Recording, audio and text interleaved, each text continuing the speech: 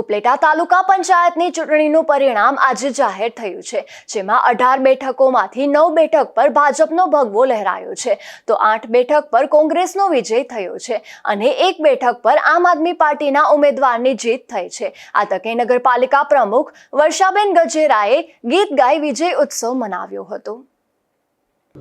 RM Trivedi, તાલુકા વિકાસ અધિકારી ઉપલેટા અને ચૂંટણી અધિકારી ઉપલેટા।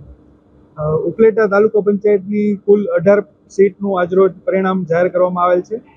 કુલ 18 સીટ પૈકી 9 સીટ ભારતીય જનતા પાર્ટીને મળેલ છે, તેમજ 8 સીટ ભારતીય રાષ્ટ્રીય કોંગ્રેસને મળેલ છે અને 1 સીટ આમ આદમી પાર્ટીને મળેલ છે।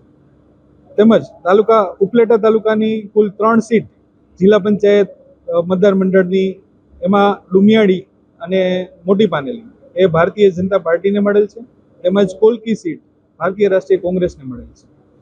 આ મુજબનું આ ઉપલેટા તાલુકા પંચાયતનું પરિણામ છે।